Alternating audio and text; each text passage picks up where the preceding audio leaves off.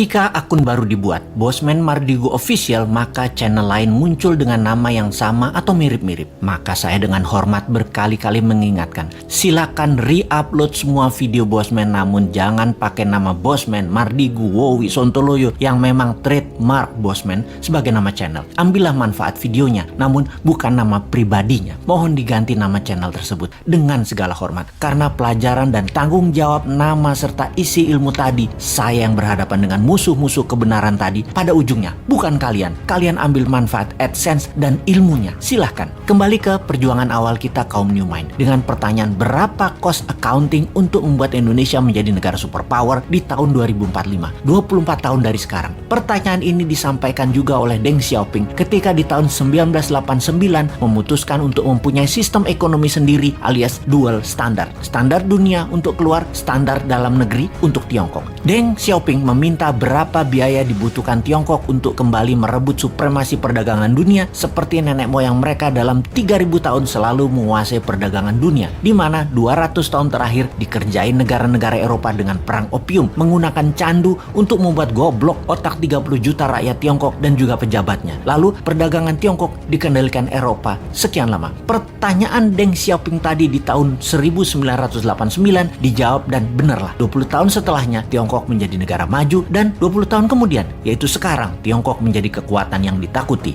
Pertanyaan awal kita, berapa cost accounting untuk membangun Indonesia untuk menjadi negara superpower di tahun 2045 itu? Hal itu sangat penting. Berapa modal yang dibutuhkan? Berapa dana yang dibutuhkan? Dan itu harus diketahui sekarang. Semua itu akan kita ciptakan dananya serta pekerjaannya untuk 100% warga Indonesia. Kita lompat ke tahun 2030 ke depan. Di tahun 2030 atau kurang dari 9 tahun lagi, dari saat ini dunia menjadi lain dengan dunia yang kita kenal 100 tahun terakhir. Pandemi 4 tahun hingga tahun 2025 merubah 60% kehidupan manusia. Teknologi bioengineering, biomedical, menggeser DNA dan RNA manusia membuat manusia menjadi super karena lawannya penyakit juga menjadi super. Penyakit bawaan atau penyakit karena virus bermutasi. Manusia pun bermutasi dengan perubahan genetik tubuh manusia dipicu dengan growth factor biomedical. Di sisi lain, secara politik, kalau Amerika tidak hantam secara militer negeri Tiongkok dalam kurang waktu 3 tahun ke depan, maka di tahun 2030 Tiongkok akan menjadi negara superpower nomor 1. Dan saya garansi Amerika tidak akan serang Tiongkok. Amerika tuh chicken sekarang. Sungguh. Kemudian komunikasi 6G dipimpin Tiongkok. Distribusi kapal niaga dan seluruh gadget serta transaksi perdagangan dikuasai Tiongkok. Kesehatan dikuasai globalis cabal. Demikian juga sumber informasi big data dan currency akan dikuasai cabalis. Kemudian kehidupan pertanian akan semakin sulit. Alam semakin gersang. Cuaca tidak bisa dibaca dan dikendalikan. Panas bumi mencapai puncaknya di tahun 2030. Musuh bersama umat manusia di tahun 2030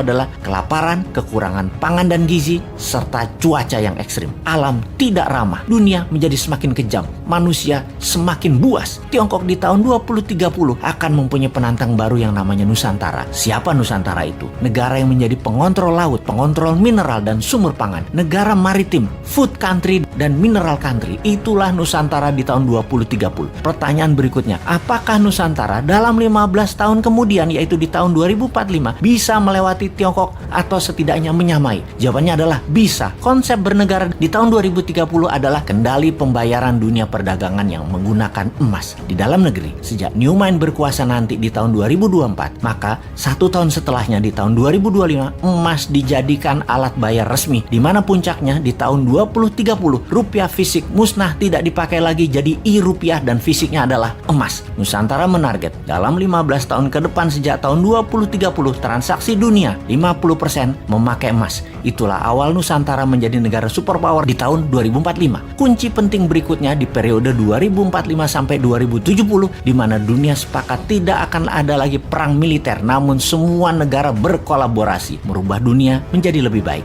2045 hingga tahun 2070, Nusantara menjadi negara superpower yang memimpin garda terdepan pejuang lingkungan hidup, kesehatan, edukasi, dan sustainable eco-living. Nusantara memimpin perbaikan alam selama 15 tahun hingga tahun 2070.